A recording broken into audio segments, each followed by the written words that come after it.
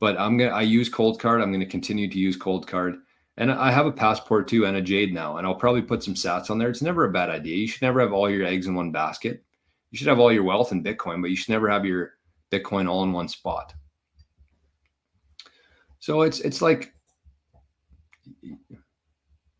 I think that's a good reminder for anybody out there who's into Bitcoin and going to be taking Bitcoin seriously in the future. Is like you have to take it seriously. You have to be more serious than a bank is.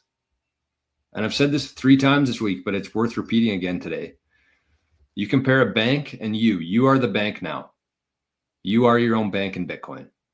But you should be securing your Bitcoin more than the banks secure the dollars.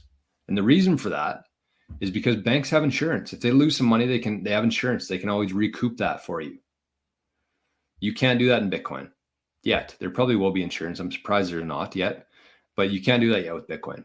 The banks are holding other people's money. They don't care as much. You're holding your own money all the time, energy, knowledge, conviction, value you've added to the world. You're holding that in Bitcoin. And the third one there is that the banks are holding dollars. The banks can always print more dollars. You're holding Bitcoin, the real asset. Banks are holding the fake asset. You're holding the real asset. You can't print more Bitcoin. So you have to secure your Bitcoin more than a bank secures dollars. And if that means a Cold Card, a Jade, and a Passport spread out in different places, you have to do what you have to do, because you have to understand the value of the Bitcoin that you're holding. And so you should be taking a percentage of whatever your portfolio is worth, even if you have to sell some Bitcoin. If it's going to make your security setup better, I think it's totally worth it. It's truly priceless. The information you get from people, if you have like a consultation with somebody, if you buy a couple different devices, that is priceless. If it's going to mean you having your Bitcoin or not in 20 years, you should be taking 1 or 2% of your portfolio and investing that in the security of your Bitcoin. It's important. Very, very, the most important part.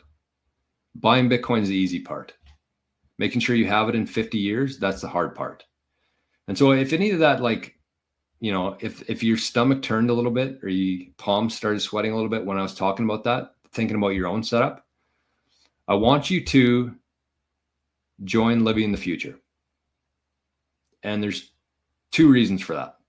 Number 1, you're going to be able to talk to Bitcoiners anytime you want. Anytime you have a question, you're unsure about something, there's going to be somebody that can help you in there. There's over 80 people in the community, all very knowledgeable people, or most people are.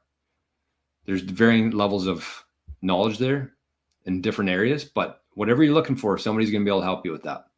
And you can just talk to people about Bitcoin. It's a big deal for Bitcoiners. It's a very lonely place. But the second one is that you get the multi-generational wealth series that we're doing. We've already done 3 episodes. And the whole point of this series is to make people aware of how valuable Bitcoin is and make sure you have that Bitcoin in 50 years. So there's going to be 8 or 10 different episodes within this series. And again, even if you learn one thing from the course or from the series, that could be the difference between you having your Bitcoin in 50 years from now and not. And for a very small investment, it'll be like $10. If you sign up for the membership for 2 months for the series and for a little bit of help from Bitcoiners, $10. I think that's much less than 1 or 2% of your Bitcoin, but that's part of it. It's just a small part of it. Oh man, there's so many good questions in here today. So many good questions in here today.